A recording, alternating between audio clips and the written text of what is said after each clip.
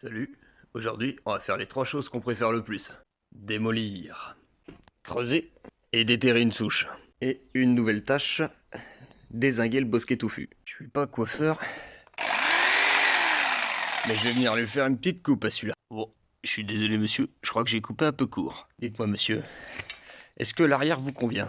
La zone est dégagée. J'ai récupéré un petit peu d'agrafe. Et moi juste à tirer le bordel. Je pensais qu'en tirant dessus, ça allait venir tout seul. Et tout compte fait, j'ai plus de mal que prévu. Ça, le faites pas si vous n'avez pas de coque de sécurité au bout de vos chaussures.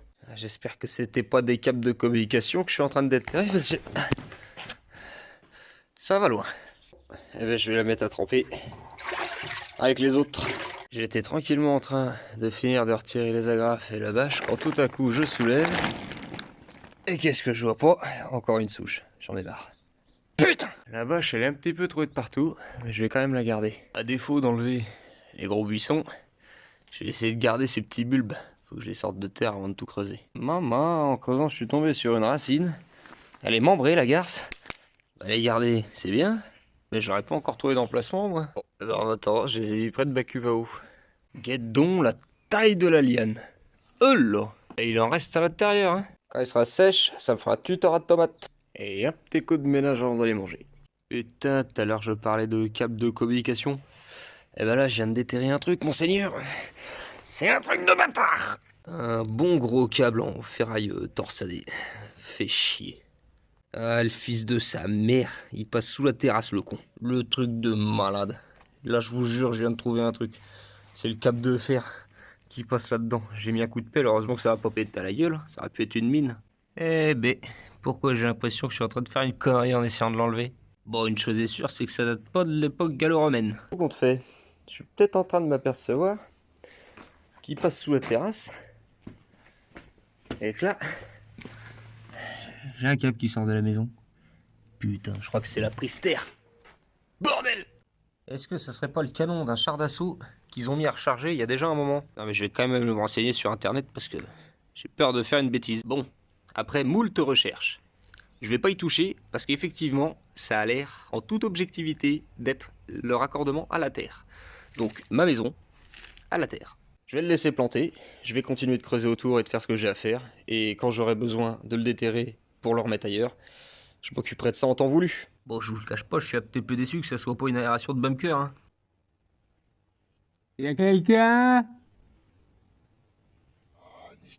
T'es gros mort. Du coup, je vais me mettre sur la haute souche que j'ai déterrée sous la bâche. Enfin, que j'ai trouvée sous la bâche. Parce qu'elle n'est pas encore déterrée, la garce. Et elle s'effrite assez facilement. Donc, normalement, je ne m'avance pas trop si je dis que elle devrait pas être trop compliquée à enlever. Depuis tout à l'heure, je déteigne des lianes, mon copain. Et bah, même Tarzan, il voudrait pas s'y frotter à celle. Bon. Heureusement que c'était une mince affaire, hein. Elle s'est effritée en plusieurs morceaux, la garce. Il en reste encore plein à l'intérieur, par contre. Eh ouais. Quand t'as que le poids de ton corps pour tasser la terre, eh ben t'avances à petits pas.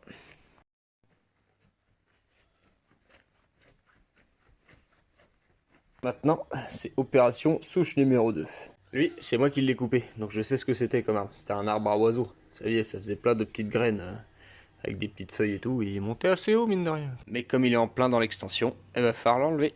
Et de cet arbre-là, j'en ai récupéré plein de petits morceaux de bois, ainsi que des beaux bouts de tronc. Pour les barbecues l'été, ça devrait le faire. Et j'ai même jusqu'à été récupérer les plus petites branches pour me faire des petits fagots.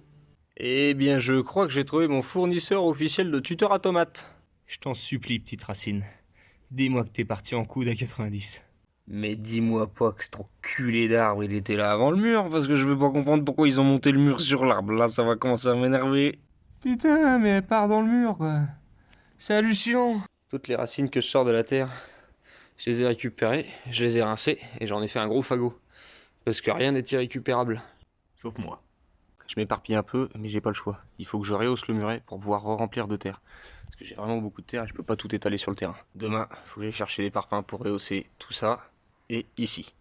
Et concernant le devant de cette petite jardinière, eh bien j'ai coulé du béton et je récupère les parpaings qu'il y avait sur le côté. Je les coupe. Comme ça j'ai quelque chose d'à peu près propre et puis ça me fait faire un petit peu d'économie. Je vous l'accorde, c'est pas les parpaings les plus jolis. On s'en fout, ça sera recouvert d'un enduit. Bon, bah, ça rend mieux que ce que je pensais. Je reviendrai rejointer tout ça avec du mortier, histoire que ça fasse un peu plus propre quand même.